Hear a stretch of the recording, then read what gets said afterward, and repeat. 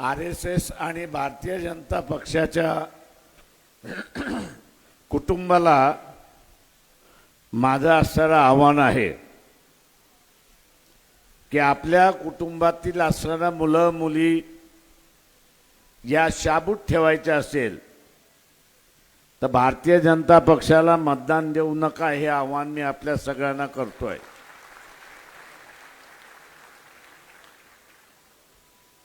का बदलापूरमध्ये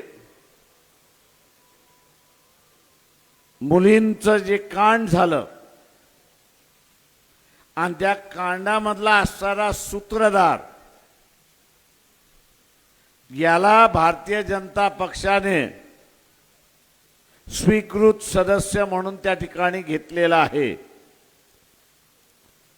म्हणजे हळूहळू भारतीय जनता पक्षाचं काय होतंय, खाणाऱ्याचा पक्ष तो होता, खाणाऱ्याचा पक्ष तो होता, पण आता तो बलात्कारांचा पक्ष व्हायला लागलाय अशी परिस्थिती आहे।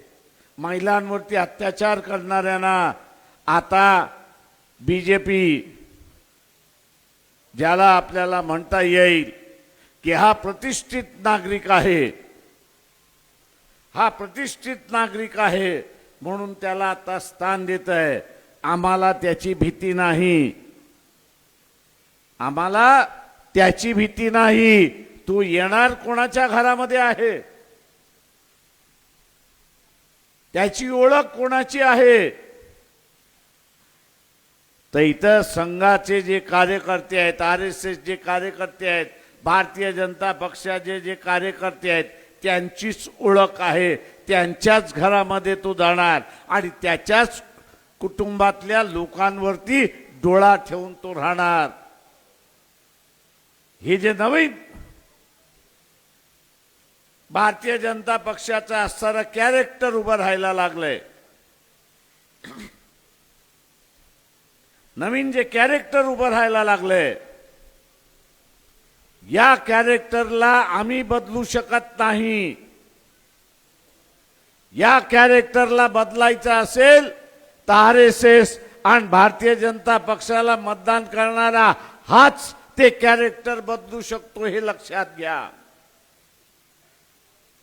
मी आवाहन करतो ह्या सगळ्यांना की मतभेद निश्चितपणे आहेत, टोकाचे मतभेद आहेत,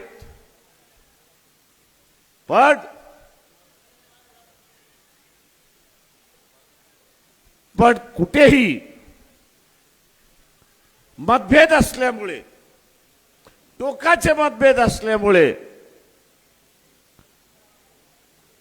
या ठिकाणी व्यभिचारचा मार्ग अवलंबलेला नाही। पण व्यभिचाराचा मार्ग कोण अवलंबतंय, तर RSS आणि बीजेपीच्या अंतर्गतच हा व्यभिचाराचा मार्ग त्या ठिकाणी अवलंबला जातोय आणि तो थांबवणं हा आमच्या हातात नाही, हे तुमच्या हातात आहे, हे लक्षात घ्या।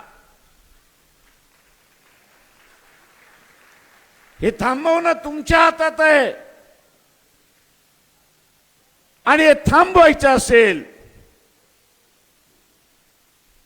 हे थांबवायचं असेल तर या महानगरपालिकेच्या निवडणुकीमध्ये RSS आणि भारतीय जनता पक्षानं ज्याला वाटतं की आपलं कुटुंब सुरक्षित राहिलं पाहिजे, आपलं कुटुंब सुरक्षित राहिलं पाहिजे असं जे RSS आणि बीजेपी वाल्याला वाटतंय, मी आवाहन करतोय की यावेळेस आपल्या पक्षाला मतदान देऊ नका, इतर कोणालाही मतदान आपण द्या, हे आव्हान मी आपल्या सगळ्यांना केलंय।